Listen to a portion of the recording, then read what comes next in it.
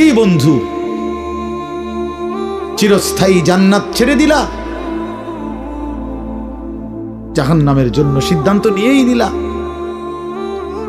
এই নারী, এই ছবি, এই উলঙ্গ দৃশ্য, এই জিনা, এই ব্যভিচার, খোদার কসম ধীরে ধীরে তোমার জাহান্নামের দিকেই নিয়ে যাবে।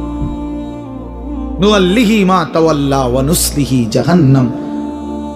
আল্লাহ বলছে, যে বান্দা আমার রাসূলের বিরুদ্ধাচরণ করবে এবং আমার ঈমানদার বান্দারা যে পথে চলে তার উল্টো পথে চলবে, আল্লাহ বলেন আমি তাকে সেই উল্টো পথেই চালাবো এবং একদিন সত্যি সত্যি আমি তারে জাহান্নামে ফেলে দেব। খোদার কসম বাপ, এটা কোরআন শরীফের আয়াত। আমি এই মাত্র বলে আসছি, বলছি তোমরা যারা আমার একটা কথা মনে করো বাপ, ছেলেদেরকে তোমাদেরকে বলি বাবা, সারা দিন সারা রাত মোবাইলে নারী দেখো, ছবি দেখো, নাচ গান, এক ওয়াক্ত নামাজ যারা পড়ো না, কোনোদিন যারা ফজরের নামাজ পড়ো না, হালাল হারামের কোনো পার্থক্য নাই, কিন্তু কেউ তোমারে ফিরায় না। তোমার মা, তোমার বাবা, তোমার পাড়া, তোমার মহল্লা, তোমার দেশবাসী, কেউ তোমারে নিয়ে একটু ভাবে না, কেউ তোমার একটু ফিরায় না। একটা বার বলে না যে এই বাবা তুই কোন রাস্তায় যাচ্ছিস, কিরে তুই মুসলমানের ঘরে জন্ম নিয়ে এখন নষ্ট হয়ে যাচ্ছিস কেন? যাকে কেউ ফিরায় না, কেউ বলে না, কেন বাপ? একটা বার, একটা ছেলে শুধু তুমি আমার কথা ভাইবো যে কেউ তোমারে ডাকে না কেন?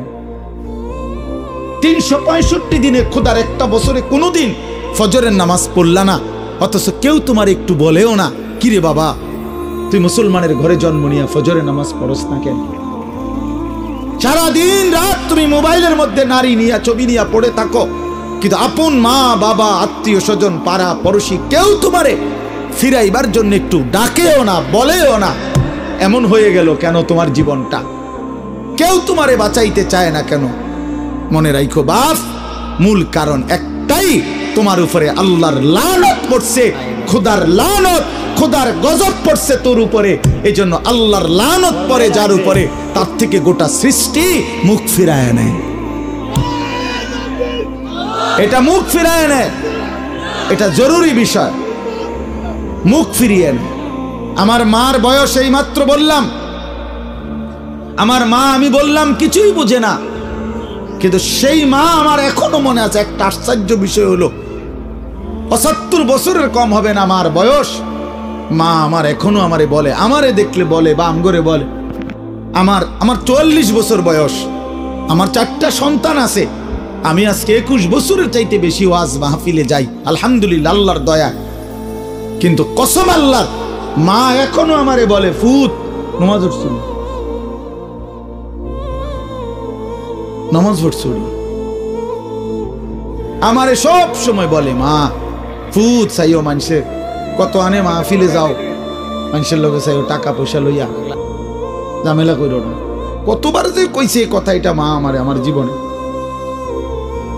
কিরে বেটা, আমার 75 বছরের মা তো, আমি 44 বছরের ছেলে, আমি আমারে আজও ডাকে, তোরে কেন ডাকে না? তোর উপরে কোন খোদার লানত পড়ছে বেটা? এই জন্য তো অব্যাহত ভাবে চোখের সামনে ছেলেটা চরিত্রহীন হয়ে যাচ্ছে, লম্পট হয়ে যাচ্ছে, এক ওয়াক্ত নামাজ পড়ে না, কেউ তারে ডাকে না। আহা, কেন এমন হয়ে গেল বাপ? তুমি এত বড় বঞ্চিত হইলা কেন? বলো ভাইয়া, তুমি মনে করছো তুমি সুখের সাগরে হাবুডুবু খাচ্ছ? না ভাইয়া, তুমি তো ধ্বংসের সাগরে হাবুডুবু খাচ্ছ। তুমি তো ভাবছো তুমি বড় মজায় আছো, তোমার মাথার উপরে কারো ছায়া নাই, আসলে তো তোমার উপরে খোদার লানত। এই জন্য কেউ তোমারে ফিরাইবার চাচ্ছে না। এই জন্য বিবেক থাকলে আমার এই কথা ভাইব, বিবেক থাকলে, বিবেক থাকলে ভাইব। আমি তো ধমক দিলাম, তোমারে কেউ ধমক দেয় না কেন? কেন ধমক দেয় না? তোমারে কেউ ফেরায় না কেন?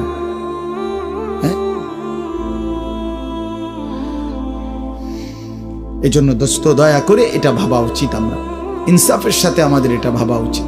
আমরা যদি এটা ভাবি, আমাদের জীবন সুন্দর হবে। এই কথাটাই আমি শুরু করছিলাম।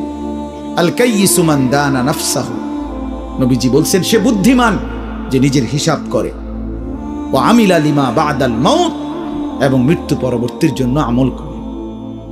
সেভাবে আমি কে, আমারে কে বানাইলো, আমি আসলাম কোত্থেকে, কেন বানাইলো, আত্ম উপলব্ধি, নিজের বিবেক, নিজের জাগা।